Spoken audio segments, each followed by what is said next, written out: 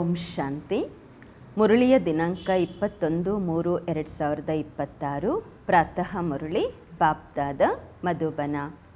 ತಂದೆ ತಿಳಿಸುತ್ತಾರೆ, ಮಧುರ ಮಕ್ಕಳೇ, ಶ್ರೀಮತದಂತೆ ಕಲ್ಯಾಣಕಾರಿ ಆಗಬೇಕು, ಎಲ್ಲರಿಗೂ ಸುಖದ ಮಾರ್ಗ ತೋರಿಸಬೇಕು. ಪ್ರಶ್ನೆ: ಯಾವುದೇ ಪ್ರಕಾರದ ತಪ್ಪು ಆಗಲು ಮುಖ್ಯ ಕಾರಣವೇನು? ಉತ್ತರ: ದೇಹ ಅಭಿಮಾನ. ದೇಹಾಭಿಮಾನದ ಕಾರಣದಿಂದಾಗಿಯೇ ಮಕ್ಕಳಿಂದ ಬಹಳ ತಪ್ಪುಗಳಾಗುತ್ತವೆ. ಅವರು ಸರ್ವಿಸು ಸಹ ಮಾಡಲಾಗುವುದಿಲ್ಲ. ಅವರಿಂದ ಅಂತಹ ಕರ್ಮವಾಗತ್ತೆ, ಎಲ್ಲರೂ ತಿರಸ್ಕಾರ ಮಾಡುತ್ತಾರೆ. ಬಾಬಾ ಹೇಳುತ್ತಾರೆ, ಮಕ್ಕಳೇ, ಆತ್ಮ ಅಭಿಮಾನಿಗಳಾಗಿರಿ, ಯಾವುದೇ ಅಕರ್ತವ್ಯವನ್ನು ಮಾಡಬೇಡಿ. ಕ್ಷೀರಖಂಡವಾಗಿ ಸರ್ವಿಸ್ನ ಒಳ್ಳೊಳ್ಳೆಯ ಪ್ಲ್ಯಾನ್ಸ್ ಮಾಡಿರಿ. ಮುರುಳಿ ಕೇಳಿ ಧಾರಣೆ ಮಾಡಿಕೊಳ್ಳಿ, ಇದರಲ್ಲಿ ಬೇಜವಾಬ್ದಾರರು ಆಗಬೇಡಿ. ಗೀತೆ: ಬಿಟ್ಟು ಬನ್ನಿ ಆಕಾಶ ಸಿಂಹಾಸನವನ್ನು. ಓಂ ಶಾಂತಿ. ಆತ್ಮಿಕ ಮಕ್ಕಳ ಪ್ರತಿಯಾಗಿ ಆತ್ಮಿಕ ತಂದೆಯ ಶ್ರೀಮತ. ಈಗ ನಾವೆಲ್ಲರೂ ಸೇವಾ ಕೇಂದ್ರದ ಮಕ್ಕಳ ಜೊತೆಯಲ್ಲಿ ಬಾಬಾ ಮಾತನಾಡುತ್ತಿದ್ದಾರೆ. ಈಗ ಏನು ತ್ರಿಮೂರ್ತಿ, ಗೋಲ, ವೃಕ್ಷ, ಮೆಟ್ಟಿಲಿನ ಚಿತ್ರ, ಲಕ್ಷ್ಮೀನಾರಾಯಣರ ಚಿತ್ರ ಮತ್ತು ಶ್ರೀಕೃಷ್ಣನ ಚಿತ್ರವಿದೆ. ಈ 6 ಚಿತ್ರಗಳು ಮುಖ್ಯವಾಗಿವೆ. ಹೇಗೆ ಇದು ಪೂರ್ತಿ ಪ್ರದರ್ಶನೆ ಚಿತ್ರ ಆಗಿದೆ. ಇದರಲ್ಲಿ ಎಲ್ಲ ಸಾರ ಬರುತ್ತದೆ. ಹೀಗೆ ನಾಟಕದ ಪರದೆ ತಯಾರು ಮಾಡುತ್ತಾರೆ ಅಡ್ವರ್ಟೈಸ್ಗೋಸ್ಕರ. ಕೆಲವು ಸಲ ಮಳೆಯಲ್ಲಿಯೂ ಕೂಡ ಅದು ಕೆಟ್ಟು ಹೋಗುವುದಿಲ್ಲ, ಮಳೆಯಲ್ಲೂ ಹಾಳಾಗೋದಿಲ್ಲ. ಹಾಗೆಯೇ ಈ ಮುಖ್ಯ ಚಿತ್ರಗಳನ್ನು ತಯಾರು ಮಾಡಿಸಬೇಕು. ತಾವು ಮಕ್ಕಳಿಗೆ ಶ್ರೀಮತ ಸಿಕ್ಕಿದೆ, ಆತ್ಮಿಕ ಸರ್ವಿಸ್ ವೃದ್ಧಿ ಮಾಡಲು, ಭಾರತವಾಸಿ ಮನುಷ್ಯರ ಕಲ್ಯಾಣ ಮಾಡಲು. ಗಾಯನವೂ ಇದೆ, ಕಲ್ಯಾಣಕಾರಿ ಬೇಹದ್ದಿನ ತಂದೆ ಇದ್ದಾರೆ ಅಂದಾಗ ಅವಶ್ಯವಾಗಿ ಆ ಕಲ್ಯಾಣಕಾರಿಗಳು ಇರುತ್ತಾರೆ. ಆ ಕಾರಣದಿಂದಾಗಿ ತಂದೆಯೇ ಬಂದು ಪುನಃ ಕಲ್ಯಾಣ ಮಾಡಬೇಕಾಗುವುದು. ಆತ್ಮಿಕ ಮಕ್ಕಳು ಯಾರ ಕಲ್ಯಾಣವಾಗುತ್ತಿದೆ ಅವರು ಈ ಮಾತುಗಳನ್ನು ತಿಳಿದುಕೊಳ್ಳುತ್ತೀರಾ. ಹೀಗೆ ನಮ್ಮ ಕಲ್ಯಾಣವಾಗುತ್ತಿದೆ, ಹಾಗೆಯೇ ನಾವು ಅನ್ಯರ ಕಲ್ಯಾಣ ಮಾಡಬೇಕು. ಹೀಗೆ ತಂದೆಗೂ ಸಹ ಚಿಂತನೆ ನಡೆಯುತ್ತದೆ, ಹೇಗೆ ಕಲ್ಯಾಣ ಮಾಡಬೇಕೆಂದು ಯುಕ್ತಿಗಳನ್ನು ತಿಳಿಸುತ್ತಿರುತ್ತಾರೆ. 6x9 ಸೈಜ್ ಶೀಟ್ ಮೇಲೆ ಈ ಚಿತ್ರಗಳನ್ನು ತಯಾರು ಮಾಡಬೇಕು. ದೆಹಲಿಯಂತಹ ನಗರಗಳಲ್ಲಿ ಬಹಳಷ್ಟು ಜನ ಮನುಷ್ಯರು ಬರುತ್ತಾರೆ. ಎಲ್ಲಿ ತುಂಬ ಜನಸಂದಣಿ ಇರುತ್ತೆ ಅಲ್ಲಿ ಈ ಚಿತ್ರಗಳನ್ನು ಇಡಬೇಕು. ಅನೇಕರ ಕಲ್ಯಾಣ ಮಾಡುವ ಅರ್ಥವಾಗಿ ಬಾಬಾ ಮತ ಕೊಡುತ್ತಾರೆ. ಈ ರೀತಿ ಟೀನ್ ಶೀಟ್ ಮೇಲೆ ಬಹಳ ಚಿತ್ರಗಳು ತಯಾರಾಗುತ್ತವೆ. ದೇಹಿ ಅಭಿಮಾನಿಯಾಗಿ ಬಾಬಾರವರ ಸರ್ವಿಸ್ನಲ್ಲಿ ತೊಡಗಬೇಕು. ಬಾಬಾ ಸಲಹೆ ಕೊಡುತ್ತಾರೆ, ಈ ಚಿತ್ರಗಳು ಹಿಂದಿ ಮತ್ತು ಇಂಗ್ಲೀಷ್ನಲ್ಲಿ ತಯಾರು ಮಾಡಬೇಕು. 6 ಚಿತ್ರಗಳು ಮುಖ್ಯವಾದ ಸ್ಥಾನಗಳಲ್ಲಿ ಇಡಬೇಕು, ಹಾಕಬೇಕು. ಒಂದು ವೇಳೆ ಅಂತಹ ಮುಖ್ಯ ಸ್ಥಾನಗಳಲ್ಲಿ ಹಾಕಿದ್ದೇ ಆದರೆ ನಿಮ್ಮ ಬಳಿ ಬಹಳಷ್ಟು ಜನ ತಿಳಿದುಕೊಳ್ಳಲು ಬರುತ್ತಾರೆ. ಆದರೆ ಮಕ್ಕಳಲ್ಲಿ ದೇಹಾಭಿಮಾನ ಇರುವ ಕಾರಣ ಬಹಳ ಮರೆತು ಹೋಗುತ್ತಾರೆ, ತಪ್ಪುಗಳಾಗುತ್ತವೆ. ಈ ರೀತಿ ಯಾರು ತಿಳಿದುಕೊಳ್ಳಬೇಡಿ, ನಾನು ಪಕ್ಕಾ ದೇಹಿ ಅಭಿಮಾನಿ ಆಗಿದ್ದೇನೆ ಎಂದು. ಬಹಳಷ್ಟು ತಪ್ಪುಗಳಾಗುತ್ತಿರುತ್ತವೆ. ಸತ್ಯವನ್ನು ಹೇಳುವುದಿಲ್ಲ, ತಿಳಿಸಲಾಗುವುದು. ಬಾಬಾ ಹೇಳ್ತಾರೆ, ಮಕ್ಕಳೇ, ಯಾವುದೇ ಅಂತಹ ಅಕರ್ತವ್ಯದ ಕೆಲಸ ಮಾಡಬೇಡಿ. ಬೇರೆಯವರು ಕೆಟ್ಟವರೆಂದು ತಿರಸ್ಕಾರ ಮಾಡುವಂತಹ ಕೆಲಸ ಮಾಡಬೇಡಿ. ಇವರಲ್ಲಿ ದೇಹಾಭಿಮಾನ ಇದೆ ಅಂತ ತಿರಸ್ಕಾರ ಮಾಡಬಾರ್ದು. ತಾವು ಸದಾ ಯುದ್ಧದ ಮೈದಾನದಲ್ಲಿದ್ದೀರಾ. ಅನ್ಯ ಸ್ಥಾನಗಳಲ್ಲಿ 10 ವರ್ಷ 20 ವರ್ಷಗಳವರೆಗೆ ಯುದ್ಧ ನಡೆಯುತ್ತೆ. ನಿಮಗೆ ಮಾಯೆಯ ಜೊತೆ ಅಂತಿಮದವರೆಗೆ ಯುದ್ಧ ನಡೆಯುತ್ತೆ. ಆದರೆ ಇದು ಗುಪ್ತವಾಗಿದೆ, ಇದನ್ನು ಯಾರೂ ತಿಳಿದುಕೊಂಡಿಲ್ಲ. ಗೀತೆಯಲ್ಲಿ ಏನು ಮಹಾಭಾರತ ಯುದ್ಧ ಇದೆ ಅದು ಶಾರೀರಿಕವಾಗಿ ತೋರಿಸಲಾಗಿದೆ. ಆದರೆ ಇದಾಗಿದೆ ಆತ್ಮಿಕ ಯುದ್ಧ. ಆತ್ಮಿಕ ಯುದ್ಧ ಪಾಂಡವರ ಯುದ್ಧವಾಗಿದೆ. ಪಾಂಡವರ ಜೊತೆಗೆ ಶಾರೀರಿಕ ಯುದ್ಧ ಪರಂಪಿತ ಪರಮಾತ್ಮನ ಜೊತೆ ವಿಪರೀತ ಬುದ್ಧಿ ಉಳ್ಳವರು ಮಾಡುತ್ತಾರೆ. ತಾವು ಬ್ರಾಹ್ಮಣ ಕುಲಭೂಷಣರು ಪ್ರೀತಿ ಬುದ್ಧಿ ಉಳ್ಳವರಾಗಿದ್ದೀರಾ. ನೀವು ಅನ್ಯ ಎಲ್ಲ ಸಂಘಗಳನ್ನು ಮುರಿದು ಒಬ್ಬ ತಂದೆಯ ಜೊತೆ ಸಂಘವನ್ನು ಜೋಡಿಸಬೇಕು. ಬಹಳ ಬಾರಿ ದೇಹಾಭಿಮಾನ ಬರುವ ಕಾರಣದಿಂದಾಗಿ ಮರೆಯುತ್ತೀರಾ ಮತ್ತು ತಮ್ಮದೇ ಆದ ಪದವಿಯನ್ನು ಭ್ರಷ್ಟ ಮಾಡಿಕೊಳ್ಳುತ್ತೀರಾ. ಅಂತಿಮದಲ್ಲಿ ತುಂಬ ಪಶ್ಚಾತ್ತಾಪ ಪಡಬೇಕಾಗುವುದು. ಆಗ ಏನೂ ಮಾಡಲಾಗುವುದಿಲ್ಲ. ಇದು ಕಲ್ಪಕಲ್ಪದ ಆಟವಾಗಿದೆ, ನಿಗದಿಯಾಗುತ್ತದೆ. ಈ ಸಮಯದಲ್ಲಿ ಯಾವುದೇ ಅಕರ್ತವ್ಯ ಕಾರ್ಯ ಮಾಡಿದರೆ ಕಲ್ಪಕಲ್ಪಾಂತರಗಳಿಗಾಗಿ ಪದವಿ ಭ್ರಷ್ಟವಾಗುವುದು, ಬಹಳ ನಷ್ಟವಾಗತ್ತೆ. ಬಾಬಾ ಹೇಳುತ್ತಾರೆ, ಮೊದಲೇ ನೀವು 100% ನಷ್ಟದಲ್ಲಿ ಇದ್ರಿ, ಈಗ ತಂದೆ 100% ಲಾಭದಲ್ಲಿ ತೆಗೆದುಕೊಂಡು ಬಂದಿದ್ದಾರೆ ಅಂದಾಗ ತಂದೆಯ ಶ್ರೀಮತದಂತೆ ನಡೆಯಬೇಕು. ಪ್ರತಿಯೊಬ್ಬ ಮಗು ಕಲ್ಯಾಣಕಾರಿ ಆಗಬೇಕು. ಎಲ್ಲರಿಗೂ ಸುಖದ ದಾರಿ ತೋರಿಸಬೇಕು. ಸುಖ ಸ್ವರ್ಗದಲ್ಲಿರುತ್ತದೆ, ದುಃಖ ನರಕದಲ್ಲಿರುತ್ತದೆ. ಏಕೆ? ಇದಾಗಿದೆ ವಿಕಾರಿ ಪ್ರಪಂಚ, ಅದಾಗಿದೆ ನಿರ್ವಿಕಾರಿ ಪ್ರಪಂಚ. ಈಗ ವಿಕಾರಿ ಪ್ರಪಂಚ ತಯಾರಾಗಿದೆ. ತಂದೆ ನಿರ್ವಿಕಾರಿಗಳನ್ನಾಗಿ ಮಾಡುತ್ತಿದ್ದಾರೆ. ಈ ಮಾತುಗಳನ್ನು ಪ್ರಪಂಚದವರು ಯಾರೂ ತಿಳಿದುಕೊಂಡಿಲ್ಲ ಅಂದಾಗ ಮುಖ್ಯವಾಗಿ ಈ ಚಿತ್ರಗಳು ಪರ್ಮನೆಂಟ್ ಸ್ಥಾನಗಳಲ್ಲಿ ಹಾಕಬೇಕು. ಮೊದಲ ನಂಬರು ದೆಹಲಿ ಮುಖ್ಯವಾದ ನಗರ, ಸೆಕೆಂಡು ಬಾಂಬೆ, ಆಮೇಲೆ ಕಲ್ಕತ್ತಾ, ಈಗ ಬೆಂಗಳೂರು ದೊಡ್ಡ ನಗರ ಅಲ್ವಾ. ಬಾಬಾ ಹೇಳ್ತಾರೆ ಇಂತಹ ಮುಖ್ಯ ನಗರಗಳಲ್ಲಿ ಅಂತಹ ಒಳ್ಳೊಳ್ಳೆಯ ಚಿತ್ರಗಳನ್ನು ಇಡಬೇಕು, ಹಾಕಬೇಕು, ಅಡ್ವರ್ಟೈಸ್ಗೋಸ್ಕರ ಇಡಬೇಕು. ಯಾರಿಗೆ ಆರ್ಡರ್ ಕೊಟ್ಟಿದ್ದೀರಾ ಅಂದರೆ ಶೀಟ್ ಮೇಲೆ ಚಿತ್ರಗಳು ತಯಾರು ಮಾಡಿ ಕೊಡ್ತಾರೆ. ಆಗ್ರಾದಲ್ಲಿಯೂ ಕೂಡ ಸುತ್ತಾಡಲಿಕ್ಕೆ ತುಂಬ ಜನ ಹೋಗ್ತಾರೆ. ಮಕ್ಕಳು ಸರ್ವಿಸ್ ಅಂತೂ ತುಂಬ ಚೆನ್ನಾಗಿ ಮಾಡುತ್ತಿದ್ದೀರಾ, ಮತ್ತಷ್ಟು ಕರ್ತವ್ಯ ಮಾಡಿ ತೋರಿಸಿರಿ. ಬಾಬಾ ಹೇಳ್ತಾರೆ ಇನ್ನಷ್ಟು ಸರ್ವಿಸ್ ಮಾಡಿ ತೋರಿಸಿರಿ. ಚಿತ್ರ ಮಾಡಿಸುವುದರಲ್ಲಿ ಯಾವ ಕಷ್ಟವೂ ಇಲ್ಲ, ಕೇವಲ ಅನುಭವ ಬೇಕು ಅಷ್ಟೆ, ಎಕ್ಸ್ಪೀರಿಯನ್ಸ್ ಬೇಕು ಅಷ್ಟೆ. ಒಳ್ಳೆ ದೊಡ್ಡ ಚಿತ್ರ ಇರಬೇಕು, ದೂರದಿಂದಲೇ ಯಾರು ಬೇಕಾದರೂ ಓದಬಹುದು. ಗೋಲ ಚಿತ್ರ ದೊಡ್ಡದಾಗಿ ತಯಾರಾಗಬೇಕು. ತುಂಬ ಸುರಕ್ಷಿತವಾಗಿ ಇಡಬೇಕಾಗತ್ತೆ. ಯಾರು ಅದನ್ನು ಕಿತ್ಕೊಂಡು ಹೋಗಬಾರ್ದು, ಹಾಳು ಮಾಡಬಾರ್ದು. ಆ ರೀತಿ ಸುರಕ್ಷಿತವಾಗಿ ಇಡಬೇಕಾಗತ್ತೆ. ಯಜ್ಞದಲ್ಲಿ ಅಸುರರ ವಿಘ್ನಗಳು ಕೂಡ ಬೀಳತ್ತೆ. ಏಕೆಂದರೆ ಇದು ಹೊಸ ಮಾತು. ಅಂಗಡಿಗಳನ್ನು ತೆಗೆದುಕೊಳ್ಳುತ್ತಿದ್ದಾರೆ. ಕೊನೆಗೆ ಎಲ್ಲರೂ ತಿಳ್ಕೊಳ್ತಾರೆ ನಾವು ಇಳಿಯುತ್ತಾ ಬಂದಿದ್ದೇವೆ, ಅವಶ್ಯವಾಗಿ ಯಾವುದೋ ಕಡಿಮೆ ಇದೆ ಎಂದು. ತಂದೆ ಕಲ್ಯಾಣಕಾರಿಯಾಗಿದ್ದಾರೆ. ಅವರೇ ತಿಳಿಸುತ್ತಾರೆ ಭಾರತದ ಕಲ್ಯಾಣ ಹೇಗೆ ಮತ್ತು ಯಾವಾಗ ಆಗುವುದು. ಭಾರತವನ್ನು ತಮೋಪ್ರಧಾನ ಮಾಡಿದ್ದಾರೆ ಯಾರು ಮತ್ತು ಸತೋಪ್ರಧಾನ ಮಾಡುವವರು ಯಾರು? ಈ ಚಕ್ರ ಹೇಗೆ ಸುತ್ತುತ್ತದೆ ಇದನ್ನು ಯಾರೂ ತಿಳಿದುಕೊಂಡಿಲ್ಲ. ಸಂಗಮ ಯುಗವನ್ನೇ ತಿಳಿದುಕೊಂಡಿಲ್ಲ. ತಿಳಿದುಕೊಳ್ಳುತ್ತಾರೆ ಭಗವಂತ ಯುಗ ಯುಗದಲ್ಲೂ ಬರುತ್ತಾರೆ ಎಂದು. ಕೆಲವು ಸಲ ಹೇಳ್ತಾರೆ ಭಗವಂತ ನಾಮರೂಪದಿಂದ ಭಿನ್ನ ಎಂದು. ಭಾರತ ಪ್ರಾಚೀನ ಸ್ವರ್ಗವಾಗಿತ್ತು. ಇದನ್ನು ಹೇಳುತ್ತಾರೆ ಕ್ರೈಸ್ತನಿಗಿಂತ 3000 ವರ್ಷಗಳಿಗೆ ಮೊದಲು ದೇವತೆಗಳ ರಾಜ್ಯವಿತ್ತು. ಮತ್ತು ಕಲ್ಪದ ಆಯುಷ್ಯನ್ನು ತುಂಬ ದೊಡ್ಡದು ಮಾಡಿದ್ದಾರೆ. ತಾವು ಮಕ್ಕಳು ದೇಹಿ ಅಭಿಮಾನಿ ಆಗುವ ಬಹಳ ಪರಿಶ್ರಮ ಪಡಬೇಕು. ಅರ್ಧ ಕಲ್ಪ ಸತ್ಯಯುಗ ಮತ್ತು ತ್ರೇತಾಯುಗದಲ್ಲಿ ತಾವು ಆತ್ಮ ಅಭಿಮಾನಿಗಳಾಗಿದ್ದೀರಿ, ಆದರೆ ಪರಮಾತ್ಮ ಅಭಿಮಾನಿಗಳಾಗಿರಲಿಲ್ಲ. ಇಲ್ಲಂತೂ ಮತ್ತೆ ತಾವು ದೇಹಾಭಿಮಾನಿಗಳಾಗಿದ್ದೀರಾ. ಮತ್ತೆ ದೇಹಿ ಅಭಿಮಾನಿ ಆಗಬೇಕಾಗುವುದು. ಯಾತ್ರೆ ಎಂಬ ಅಕ್ಷರವೂ ಇದೆ, ಆದರೆ ಅರ್ಥ ತಿಳಿದುಕೊಂಡಿಲ್ಲ. ಮನ್ಮನಾಭವದ ಅರ್ಥವಾಗಿದೆ ಆತ್ಮಿಕ ಯಾತ್ರೆಯಲ್ಲಿ ಇರಿ. ಏ ಆತ್ಮರೇ, ತಂದೆಯಾದ ನನ್ನನ್ನು ನೆನಪು ಮಾಡಿರಿ. ಶ್ರೀಕೃಷ್ಣ ಈ ರೀತಿ ಹೇಳಲು ಸಾಧ್ಯವಿಲ್ಲ.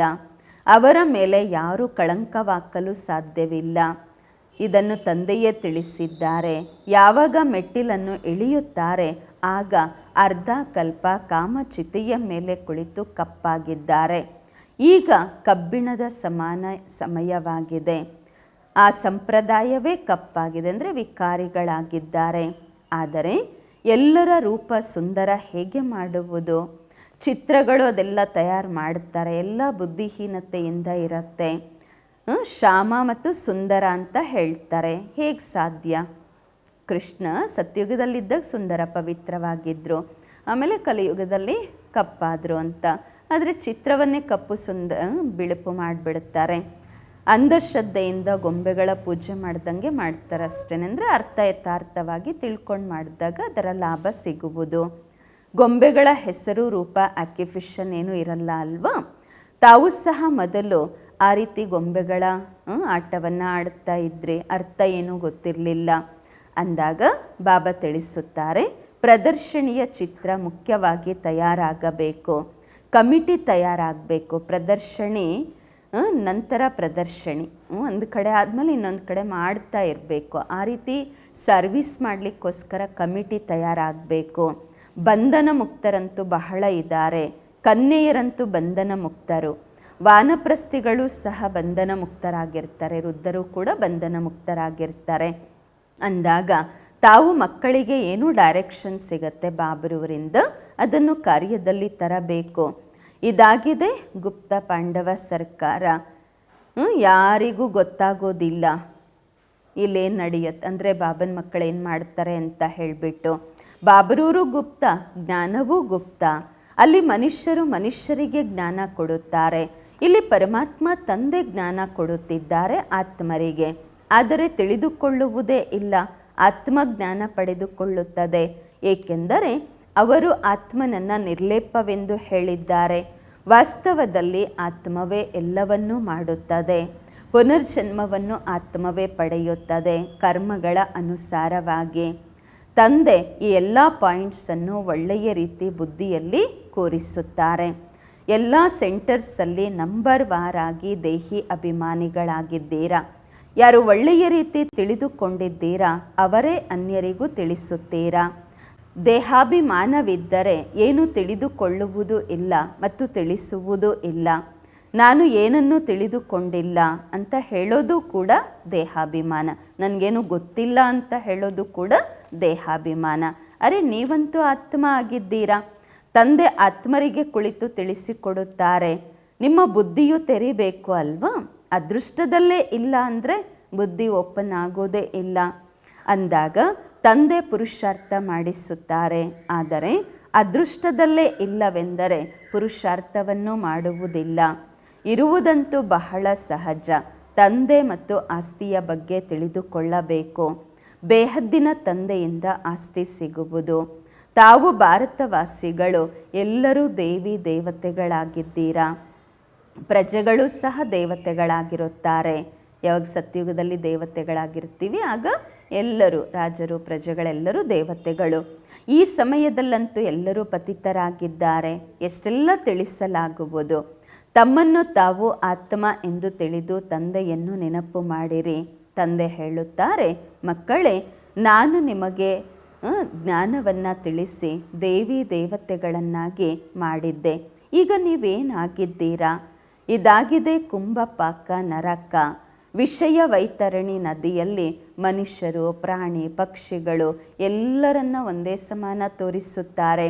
ಇಲ್ಲಿಯೂ ಸಹ ಮನುಷ್ಯರು ಮತ್ತಷ್ಟು ಕೆಟ್ಟು ಹೋಗಿದ್ದಾರೆ. ಮನುಷ್ಯರಲ್ಲಿ ಕ್ರೋಧವೂ ಸಹ ನೋಡಿ ಎಷ್ಟಿದೆ. ಲಕ್ಷಾಂತರ ಮನುಷ್ಯರನ್ನು ಸಾಯಿಸುತ್ತಾರೆ. ಭಾರತ ಏನು ವೈಶಾಲಯವಾಗಿತ್ತು, ಈಗ ಶಿವ ತಂದೆ ಶಿವಾಲಯವನ್ನಾಗಿ ಮಾಡುತ್ತಿದ್ದಾರೆ. ಎಲ್ಲರೂ ಕರೆಯುತ್ತಾರೆ, ಬಾಬಾ ಬನ್ನಿ ಶಿವಾಲಯವನ್ನಾಗಿ ಮಾಡಿ ಎಂದು. ಮತ್ತು ಯಾರು ದೊಡ್ಡ ದೊಡ್ಡ ಮನುಷ್ಯರಿರುತ್ತಾರೆ ಅವರಿಗೆ ತಿಳಿಸಿರಿ. ಇದು ಪ್ರಾಚೀನ ಯೋಗವಾಗಿದೆ. ಪ್ರಾಚೀನ ಜ್ಞಾನ ಎಲ್ಲರೂ ಕೇಳಬೇಕು. ಹಾಲು ನೋಡಿ ಪ್ರದರ್ಶನಿ ಮಾಡಿ ಅಂತಾರೆ ಬಾಬರವರು. ಒಳ್ಳೊಳ್ಳೆ ಹಾಲು ತಗೊಳ್ಳಿ, ಪ್ರದರ್ಶನಿ ಮಾಡಿ ತೆಗೆದುಕೊಳ್ಬಾರ್ದು. ಮತ್ತು ಸರಿ ಅನಿಸಿದ್ರೆ ಬಲೆ ಬಾಡಿಗೆ ತಗೊಳ್ಳಿ ಅಂತಾರೆ ಬಾಬರವರು. ಚಿತ್ರಗಳಂತೂ ತಾವು ನೋಡಿ, ಚಿತ್ರಗಳನ್ನು ನೋಡಿದಾಗ ತಕ್ಷಣ ದುಡ್ಡು ವಾಪಸ್ ಕೊಟ್ಬಿಡ್ತಾರೆ. ಈಗೆಲ್ಲಾದರೂ ಹಾಲು ತೊಗೊಳ್ತೀವಿ, ಪ್ರದರ್ಶನಿ ಮಾಡ್ತೀವಿ, ಅವ್ರ ಹತ್ರ ಫ್ರೀಯಾಗಿ ಹಾಲು ತೊಗೊಂಡು ಸೇವೆ ಮಾಡಬೇಕು. ಒಂದು ವೇಳೆ ಅವರು ಬಾಡಿಗೆ ಕೇಳಿದ್ದಾರೆ ಅಂತಂದರೆ ಕೊಡಿ. ಮತ್ತು ಆ ಪ್ರದರ್ಶನಿ ನೋಡ್ತಾರೆ, ಚಿತ್ರಗಳೆಲ್ಲ ನೋಡ್ತಾರೆ, ಇವರು ಒಳ್ಳೆ ಸೇವೆ ಮಾಡ್ತಾರೆ ಅಂತ ಹಣವನ್ನು ವಾಪಸ್ಸು ಕೊಡ್ಬೋದು. ಯುಕ್ತಿಯಿಂದ ತಿಳಿಸ್ಬೇಕಷ್ಟೆ ಕೇವಲ ಅವರಿಗೆ. ಬರೀ ಬಾಬಾ ಹೇಳ್ತಾರೆ ಕೇವಲ ಯುಕ್ತಿಯಿಂದ ತಿಳಿಸಿ. ಅಥಾರಿಟಿ ಅಂತೂ ಕೈಯಲ್ಲಿ ಇದೆ ಅಲ್ವಾ.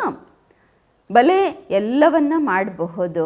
ಅವರೇನು ತಿಳ್ಕೊಳ್ಳೋದಿಲ್ಲ, ಯಾಕೆಂದರೆ ಗೊತ್ತಾಗಲ್ಲ ಅವ್ರಿಗೆ. ತಿಳಿಸ್ಬೇಕು ತಾವು.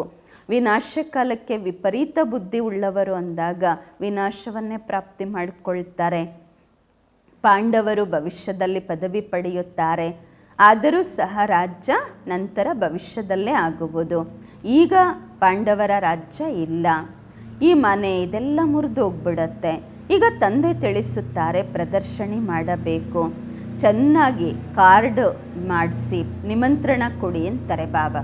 ಒಳ್ಳೊಳ್ಳೆಯ ಕಾರ್ಡ್ ಪ್ರಿಂಟ್ ಮಾಡಿಸಿ ನಿಮಂತ್ರಣ ಕೊಡಿ. ನೀವು ಮೊದಲು ಹಿರಿಯರಿಗೆ ತಿಳಿಸಿ, ಹಿರಿಯರ ಸಹಯೋಗ ತಗೊಳ್ಬೇಕು, ಬಾಕಿ ಮಲಗೇ ಇರಬಾರ್ದು. ಬಾಬಾ ಹೇಳ್ತಾರೆ, ದೊಡ್ಡವ್ರಿಗೆ ಹೇಳಿ ಅವ್ರ ಸಹಯೋಗ ತಗೊಳ್ಳಿ, ಮಲಗಿರಬಾರ್ದು, ಏನೂ ಮಾಡದೇ ಇರಬಾರ್ದು. ಕೆಲವು ಮಕ್ಕಳು ದೇಹಾಭಿಮಾನದಲ್ಲಿ ಮಲಗೇ ಇರ್ತಾರೆ. ಕಮಿಟಿ ಮಾಡ್ಕೊಳ್ಳಿ, ಕ್ಷೀರಖಂಡವಾಗಿ ಪ್ಲ್ಯಾನ್ ಮಾಡಿ ಅಂತಾರೆ ಬಾಬಾ. ಕಮಿಟಿ ಮಾಡಿ, ಸರ್ವಿಸ್ ಪ್ಲ್ಯಾನ್ ಮಾಡಿ. ಬಾಕಿ ಮುರುಳಿ ಓದಲಿಲ್ಲವೆಂದರೆ ಧಾರಣೆ ಹೇಗಾಗತ್ತೆ? ಮುರುಳಿ ಕೇಳೋದೇ ಇಲ್ಲ, ಓದೋದೇ ಇಲ್ಲ, ಧಾರಣೆ ಹೇಗಾಗತ್ತೆ? ಈ ರೀತಿ ತುಂಬ ಜನ ಬೇಪರವಾಹಿದ್ದಾರೆ, ಬೇಜವಾಬ್ದಾರಿತನದಿಂದ ಇರ್ತಾರೆ. ಒಳ್ಳೆಯದು. ಮಧುರಾತಿ ಮಧುರ ಅಗಲಿ ಹೋಗಿ ಮರಳಿ ಸಿಕ್ಕಿರುವ ಮಕ್ಕಳ ಪ್ರತಿಯಾಗಿ ಮತ್ಪಿತಾ ಬಾಪ್ ದಾದಾರವರ ನೆನಪು, ಪ್ರೀತಿ, ಬೆಳಗಿನ ವಂದನೆಗಳು. ಆತ್ಮಿಕ ಮಕ್ಕಳಿಗೆ ಆತ್ಮಿಕ ತಂದೆಯ ನಮಸ್ಕಾರಗಳು.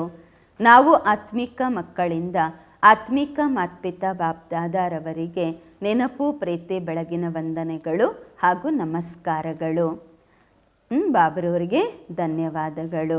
ಧಾರಣೆಗಾಗಿ ಮುಖ್ಯ ಸಾರ. ಫಸ್ಟ್ ಪಾಯಿಂಟು, ದೇಹಿ ಅಭಿಮಾನಿಯಾಗಿ ಸರ್ವಿಸ್ನ ಭಿನ್ನ ಭಿನ್ನ ಯುಕ್ತಿಗಳನ್ನು ರಚಿಸಬೇಕು. ಪರಸ್ಪರದಲ್ಲಿ ಕ್ಷೀರಖಂಡವಾಗಿ ಸರ್ವಿಸ್ ಮಾಡಬೇಕು.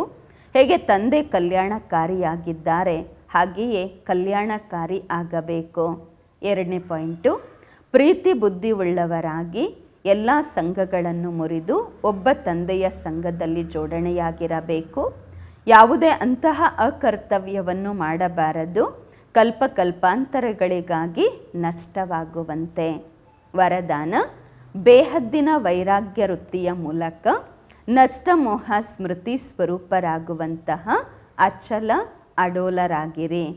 ಬೇಹದ್ದಿನ ವೈರಾಗ್ಯ ವೃತ್ತಿಯ ಮೂಲಕ ನಷ್ಟಮೋಹ ಸ್ಮೃತಿ ಸ್ವರೂಪರಾಗುವಂತಹ ಅಚಲ ಅಡೋಲರಾಗಿರಿ. ವರದಾನದ ವಿಶ್ಲೇಷಣೆ, ಯಾರು ಸದಾ ಬೇಹದ್ದಿನ ವೈರಾಗ್ಯ ವೃತ್ತಿಯಲ್ಲಿರುತ್ತಾರೆ ಅವರು ಎಂದಿಗೂ ಯಾವುದೇ ದೃಶ್ಯವನ್ನು ನೋಡಿ ಗಾಬರಿ ಆಗುವುದಿಲ್ಲ, ಅಲುಗಾಡುವುದಿಲ್ಲ. ಸದಾ ಅಚಲ ಅಡೋಲರಾಗಿರುತ್ತಾರೆ. ಏಕೆಂದರೆ ಬೇಹದ್ದಿನ ವೈರಾಗ್ಯ ವೃತ್ತಿಯಿಂದ ನಷ್ಟಮೋಹ ಸ್ಮೃತಿ ಸ್ವರೂಪರಾಗುತ್ತಾರೆ. ಒಂದು ವೇಳೆ ಸ್ವಲ್ಪ ಏನಾದರೂ ನೋಡಿ ಅಂಶ ಮಾತ್ರವು ಅಲ್ಚಲಾಯಿತು ಅಥವಾ ಮೋಹ ಉತ್ಪನ್ನವಾಯಿತೆಂದರೆ ಅಂಗದನ ಸಮಾನ ಅಚಲ ಅಡೋಲರಾಗಿರುವುದಿಲ್ಲ. ಬೇಹದ್ದಿನ ವೈರಾಗ್ಯ ವೃತ್ತಿಯಲ್ಲಿ ಗಂಭೀರತೆಯ ಜೊತೆಗೆ ರಮಣೀಕತೆಯೂ ಸಹ ಸಮಾವೇಶವಾಗಿರುವುದು. ಸ್ಲೋಗನ್, ರಾಜ್ಯ ಅಧಿಕಾರಿಯ ಜೊತೆಗೆ ಬೇಹದ್ದಿನ ವೈರಾಗ್ಯ ಆಗಿ ಇರುವುದೇ ರಾಜ ಋಷಿಯ ಗುರುತಾಗಿದೆ. ರಾಜ್ಯಾಧಿಕಾರಿಯ ಜೊತೆಗೆ ಬೇಹದ್ದಿನ ವೈರಾಗ್ಯ ಆಗಿರುವುದೇ ರಾಜ ಋಷಿಯ ಗುರುತಾಗಿದೆ. ಮಾತೇಶ್ವರಿ ಜಗದಂಬರವರ ಅಮೂಲ್ಯ ಮಹಾವಾಕ್ಯಗಳು. ಮಮ್ಮ ಹೇಳ್ತಾರೆ, ಆತ್ಮ ಎಂದಿಗೂ ಪರಮಾತ್ಮನ ಅಂಶವಾಗಲು ಸಾಧ್ಯವಿಲ್ಲ. ಬಹಳಷ್ಟು ಜನ ಮನುಷ್ಯರು ಆ ರೀತಿ ತಿಳ್ಕೊಳ್ತಾರೆ, ನಾವು ಆತ್ಮರು ಪರಮಾತ್ಮನ ಅಂಶವಾಗಿದ್ದೇವೆಂದು. ಈಗ ಅಂಶ ಅಂತ ಹೇಳಲಾಗುತ್ತೆ ಒಂದು ತುಂಡುಗೆ. ಒಂದು ಕಡೆ ಹೇಳ್ತಾರೆ ಪರಮಾತ್ಮ ಅನಾದಿ ಅವಿನಾಶಿ, ಮತ್ತು ಆ ರೀತಿ ಅವಿನಾಶಿ ಪರಮಾತ್ಮನನ್ನು ತುಂಡುಗಳಲ್ಲಿ ಹೇಗೆ ತರ್ತಾರೆ? ಈಗ ಪರಮಾತ್ಮನನ್ನು ಹೇಗೆ ಕಟ್ ಮಾಡಲಿಕ್ಕಾಗತ್ತೆ? ಆತ್ಮವೂ ಅಜರ ಅಮರ ಅಂದಾಗ ಅವಶ್ಯವಾಗಿ ಆತ್ಮನನ್ನು ಜನ್ಮ ಕೊಡುವಂತಹವರು, ಆತ್ಮನಿಗೆ ತಂದೆಯೂ ಕೂಡ ಅಮರವಾಗಿರಬೇಕು. ಹೀಗೆ ಪರಮಾತ್ಮ ಅಮರವಾಗಿದ್ದಾರೆ, ತುಂಡುಗಳಲ್ಲಿ ಅವರನ್ನು ತಗೊಂಡು ಬಂದುಬಿಟ್ಟಿದ್ದಾರೆ. ಅಂದರೆ ಪರಮಾತ್ಮನನ್ನು ಕೂಡ ವಿನಾಶಿ ಅಂತ ಹೇಳಿಬಿಟ್ಟಿದ್ದಾರೆ. ಆದರೆ ನಾವಂತೂ ತಿಳಿದುಕೊಂಡಿದ್ದೇವೆ, ನಾವು ಆತ್ಮ ಪರಮಾತ್ಮನ ಸಂತಾನರಾಗಿದ್ದೇವೆ. ಅವರ ತುಂಡು ಅಲ್ಲ, ಅಂಶವಲ್ಲ, ಸಂತಾನರು, ಮಕ್ಕಳಾಗಿದ್ದೇವೆ. ನಾವು ಅವರ ವಂಶಜರಾಗಿದ್ದೇವೆ ಅಂದಾಗ ಅಂದರೆ ಅರ್ಥ ಮಕ್ಕಳಾಗಿದ್ದೇವೆ. ಮತ್ತು ಅಂಶ ಹೇಗಾಗ್ಲಿಕ್ಕೆ ಸಾಧ್ಯ? ಆದ್ದರಿಂದ ಪರಮಾತ್ಮನ ಮಹಾವಾಕ್ಯವಾಗಿದೆ, ಮಕ್ಕಳೇ ನಾನು ಸ್ವಯಂ ಇಮಾರ್ಟಲ್ ಆಗಿದ್ದೇನೆ, ಜಾಗಂತಿ ಜ್ಯೋತಿಯಾಗಿದ್ದೇನೆ, ಅವಿನಾಶಿಯಾಗಿದ್ದೇನೆ, ನಾನು ಒಂದು ದೀಪ ಜ್ಯೋತಿಯಾಗಿದ್ದೇನೆ, ಎಂದಿಗೂ ಆರುವುದಿಲ್ಲ, ನಂದಿ ಹೋಗುವುದಿಲ್ಲ. ಎಲ್ಲ ಮನುಷ್ಯ ಆತ್ಮರ ದೀಪ ಬೆಳಗುತ್ತೆ ಮತ್ತು ಆರೋಗುತ್ತೆ. ಅವರೆಲ್ಲರನ್ನ ಬೆಳಗಿಸ್ಲಿಕ್ಕೋಸ್ಕರ ನಾನಿದ್ದೇನೆ, ಏಕೆಂದರೆ ಲೈಟ್ ಮತ್ತು ಮೈಟ್ ಕೊಡುವವರು ನಾನು. ಬಾಕಿ ಇಷ್ಟಂತೂ ಅವಶ್ಯವಾಗಿದೆ, ನಾನು ಪರಮಾತ್ಮನ ಪ್ರಕಾಶ ಮತ್ತು ಆತ್ಮನ ಪ್ರಕಾಶದಲ್ಲಿ ವ್ಯತ್ಯಾಸ ಅವಶ್ಯವಾಗಿ ಇದೆ. ಹೇಗೆ ಬಲ್ಬ್ ಇರುತ್ತೆ, ಕೆಲವು ಬಲ್ಬು ಜಾಸ್ತಿ ಪವರ್ ಇರುವಂತಹದ್ದಿರುತ್ತೆ, ಕೆಲವು ಕಡಿಮೆ ಪವರ್ ಇರುವಂತಹದ್ದು. ಹಾಗೆಯೇ ಆತ್ಮನೂ ಕೂಡ ಕೆಲವರು ಜಾಸ್ತಿ ಪವರ್ ಇರುವಂಥವರು, ಕೆಲವರು ಕಡಿಮೆ ಪವರ್ ಇರುವಂಥವರು. ಬಾಕಿ ಪರಮಾತ್ಮನ ಪವರು ಯಾರಿಗಿಂತ ಕಡಿಮೆ ಜಾಸ್ತಿ ಆಗೋದಿಲ್ಲ. ಪರಮಾತ್ಮನ ಪವರು ಯಾರಿಗಿಂತ ಕಡಿಮೆ ಇಲ್ಲ, ಪರಮಾತ್ಮ ಅವರು ಹೆಚ್ಚು ಕಡಿಮೆ ಆಗಲ್ಲ ಅವರಲ್ಲಿ. ಅದಕ್ಕೆ ಅವರಿಗೆ ಪರಮಾತ್ಮ ಅಂತ ಹೇಳ್ತಾರೆ. ಪರಮಾತ್ಮ ಸರ್ವಶಕ್ತಿವಂತ ಅಂದರೆ ಅರ್ಥ ಸರ್ವ ಆತ್ಮಗಳಿಗಿಂತಲೂ ಪರಮಾತ್ಮನಲ್ಲಿ ಜಾಸ್ತಿ ಶಕ್ತಿ ಇದೆ. ಅವರೇ ಸೃಷ್ಟಿಯ ಅಂತಿಮದಲ್ಲಿ ಬರುತ್ತಾರೆ. ಒಂದು ವೇಳೆ ಕೆಲವರು ತಿಳ್ಕೊಳ್ತಾರೆ ಪರಮಾತ್ಮ ಸೃಷ್ಟಿಯ ಮಧ್ಯದಲ್ಲಿ ಬರುತ್ತಾರೆ ಅಂದರೆ ಅರ್ಥ ಯುಗ ಯುಗದಲ್ಲೂ ಬರುತ್ತಾರೆ ಎಂದು. ಈಗ ತಿಳ್ಕೊಳ್ಳಿ ಪರಮಾತ್ಮ ಮಧ್ಯದಲ್ಲಿ ಬಂದುಬಿಟ್ರು ಅಂದರೆ ಮತ್ತು ಪರಮಾತ್ಮ ಸರ್ವರಿಗಿಂತ ಶ್ರೇಷ್ಠ ಹೇಗಾದರೂ. ಒಂದು ವೇಳೆ ಯಾರಾದರೂ ಹೇಳ್ತಾರೆ ಪರಮಾತ್ಮ ಯುಗ ಯುಗದಲ್ಲೂ ಬರ್ತಾರೆಂದು, ಏನು ಆ ರೀತಿ ತಿಳ್ಕೊಳ್ಳೋದ ಪರಮಾತ್ಮ ಗಳಿಗೆಗಳಿಗೂ ತಮ್ಮ ಶಕ್ತಿಯನ್ನು ನಡೆಸ್ತಾರೆ ಎಂದು. ಈ ರೀತಿ ಸರ್ವಶಕ್ತಿವಂತನ ಶಕ್ತಿ ಅಷ್ಟುವರೆಗೂ ಇರುತ್ತಾ? ಒಂದು ವೇಳೆ ಮಧ್ಯದಲ್ಲೇ ತಮ್ಮ ಶಕ್ತಿಯಿಂದ ಎಲ್ಲರಿಗೂ ಶಕ್ತಿ ಕೊಟ್ಬಿಟ್ರು, ಸದ್ಗತಿ ಕೊಟ್ಬಿಟ್ರು ಅಂದರೆ ಮತ್ತೆ ಅವರ ಶಕ್ತಿ ಕಾಯಂ ಆಗಿರಬೇಕಲ್ವ ಮನುಷ್ಯರದ್ದು. ಮತ್ತು ದುರ್ಗತಿ ಯಾಕೆ ಪಡ್ಕೊಳ್ತಾರೆ ಅಂದಾಗ ಇದರಿಂದ ಸಿದ್ಧ ಆಗತ್ತೆ ಪರಮಾತ್ಮ ಯುಗ ಯುಗದಲ್ಲೂ ಬರೋದಿಲ್ಲ.